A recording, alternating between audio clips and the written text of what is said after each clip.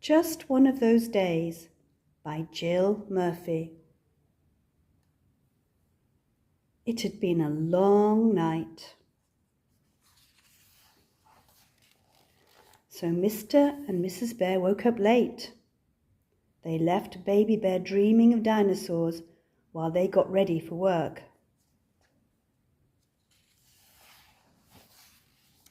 Then they woke Baby Bear and got him ready for nursery, which took even longer than usual. Outside, it was raining. Mr. Bear got the bus, and Mrs. Bear took Baby Bear to nursery on her way to work.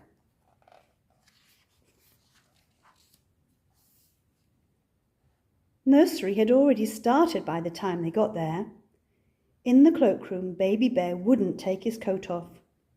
"I want to go home," he said in a very small voice. Mrs. Bear took Baby Bear to join the class. His teacher was reading them a story. "There you are," she said. "In you come."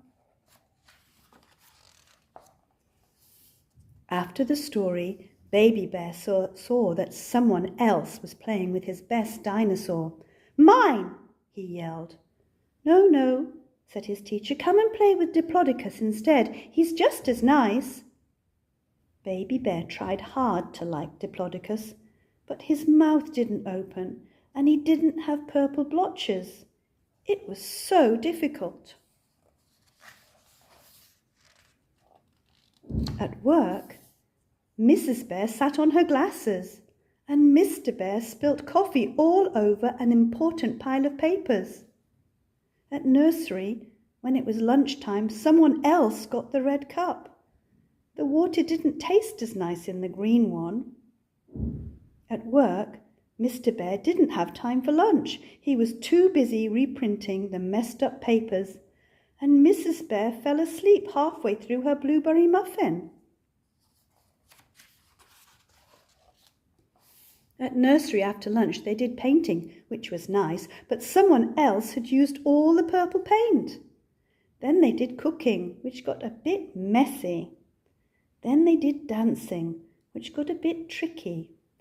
"I want you all to dance like trees in the wind," said their teacher. By the end of the day, Baby Bear could hardly keep his eyes open. He was so glad to see his mum waiting for him. It was still raining as they trudged home together. "Daddy's bringing in a pizza," said Mrs. Bear, "so we don't have to cook." When they got home, Mrs. Bear and Baby Bear got into their comfy pajamas.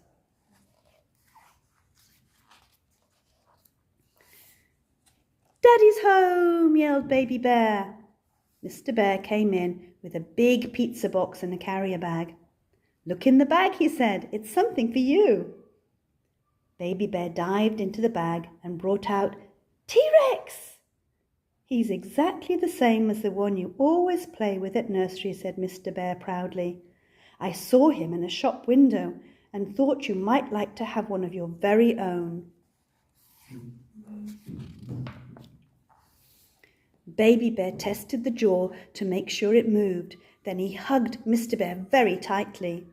Then he took off the labels. Then he and T-Rex roared and chased Mum and Dad into the kitchen. "Better get this pizza onto plates," said Mrs. Bear, "before someone goes into orbit." "How was work?" asked Mr. Bear as they made their way to the sofa with their pizza. "Not brilliant," said Mrs. Bear. "How about you?" "Not brilliant," said Mr. Bear. "I think it was just one of those days." "Never mind," said Mrs. Bear. "We can have a better one tomorrow. Why don't we all go to bed early?" "Good idea," said Mr. Bear, "and I'll do the bedtime story."